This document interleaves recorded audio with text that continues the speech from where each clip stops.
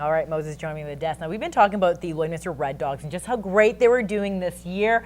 And while they were just one win away from reaching the finals this weekend. Yeah, no kidding. On the verge of making their 5th consecutive trip near to the big dance. They're first in the top tier. The only team standing in their way, however, were the Battle River Shock. Before the game, the Lloydminster Red Dogs and their supporters were treated to some special guests. Ottawa Red Blacks quarterback Henry Burris, as well as retired CFL wideout Ryan Thelwell in attendance. Now, first quarter, on the Shock's first possession, Brett Tetz fumbles the snap, and the Red Dogs are all over it. Evan Rousset with the recovery, giving the Colored Canines instant field position. Up next, Carl Teledetsky going to work. Looks left, throws right, finds Zach Dzatnik for the 25-yard touchdown. Man, he is good. The kid affectionately known as Ziggy making another stellar catch, as well as showing some love to Thelwell in the crowd. Thelwell thinking we might have another CFLer on our hands. 7-zip. Battle River goes 2-and-out, punt. Taylor Tangent playing his first game back since the second week of the season due to injury, making a huge block and then getting up to make the tackle. Dogs ferocious all afternoon, and on the next series, Carl pitching to his brother Cade. He makes a nice spin move, and he is gone. 30 yards to pay dirt.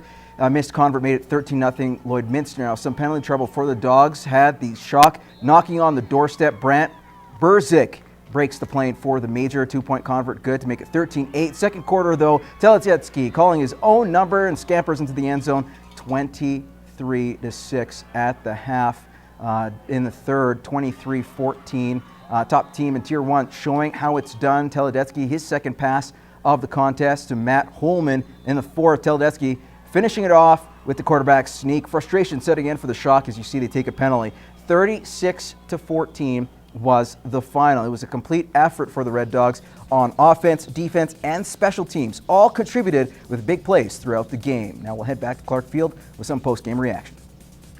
It was awesome. You know, I spread the ball around for sure, like running some in, hooking Zach up with a couple. But, you know, I got to give it up to the O-line tonight. Like, unreal job giving me the time to make the plays and stuff like that. We didn't want to keep these guys in the games very long.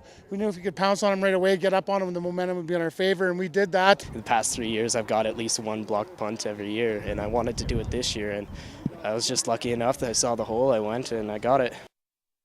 Now the Red Dogs will face the Edmonton Chargers for the championship game this upcoming Saturday. Sticking with football, the Red Dogs were in for a treat as Henry Burris and Ryan Thelwell were on hand to provide some encouragement.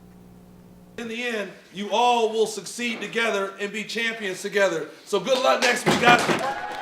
It was quite the experience for the Red Dogs who got a chance to talk football with some of the CFL's best. Burris, a 2-time Grey Cup champion and former MOP, along with 3-time Grey Cup champion Thelwell, shared their reasons as to why they came out to hang out with the kids. One of the guys I looked up to was Troy Aikman. One day he came back and he was able to watch me play in high school. A guy like Emmett Smith, I was able to go to his football camp and kind of get to know him up close and personal, and just to see how good those guys were and how much they gave back to the public. And to me, this world is secular, and what goes around comes around. It's good to be in this position one day, and hopefully, you know, I can see these guys make it to this same position that I'm in. If I can never guide someone or help someone in their journey, that's what I'm here to do, right? So, you know, what football's been good to me, and whatever I can give back, I'll give back to it. The 2-time CFL All-Star receiver also paid special attention to the whiteouts as a particular Red Dog caught his eye. I made sure to give the shout out to the receivers, and I put it out there. I said, hey, one of you guys make a big play, you've got to give me a point out. Zach made that diving catch in the end zone, and he found me out here, so he made my day. So it was fun. It's all about having fun, and they did a great job. I was so happy. It was a great moment. It was for someone like him to point me out and stuff. He's almost like a great role model now that he just gave me a little bit of confidence and made me feel really good about myself and my playing.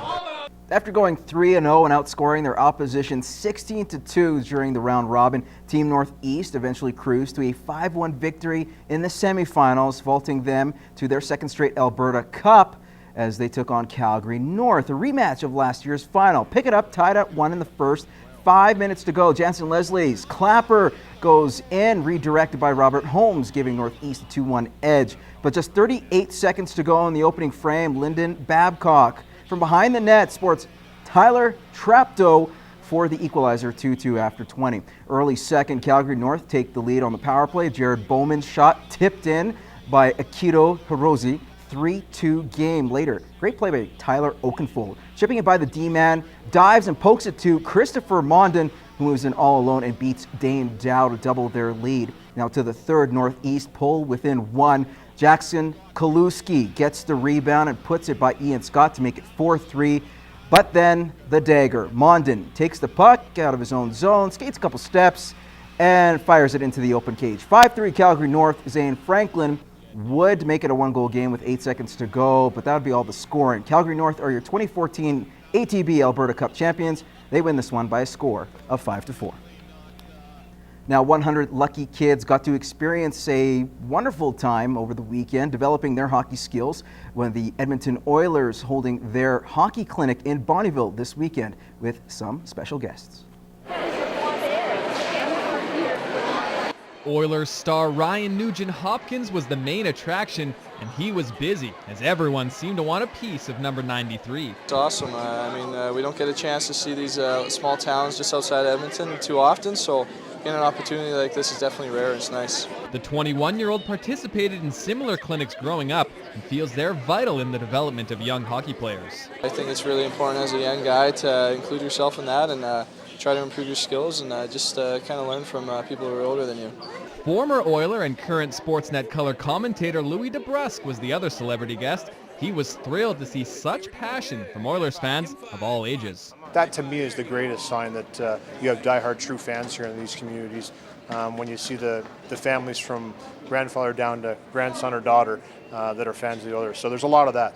And there was another treat in store for Bonnyville residents as the Oilers Community Foundation made a $5,000 donation to the local kids sport chapter. Northern Alberta is huge supporters of the Oilers, and it's nice to see them support local communities like Bonnyville. The money will go a long way in helping low-income families put their kids in the sport they love. We cover the cost of sport registration fees for families who do have those financial barriers, so it's going to help out a whole heck of a lot of kids. And new this year, the Oilers are holding clinics in 2 northern communities. Fort McMurray will get the Copper and Blue experience next weekend.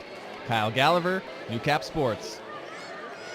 Sportsnet color commentator Louis DeBrusk played over 400 NHL games before joining the broadcast booth. A bit of a transition to say the least. So does Louis prefer holding a hockey stick or holding a mic?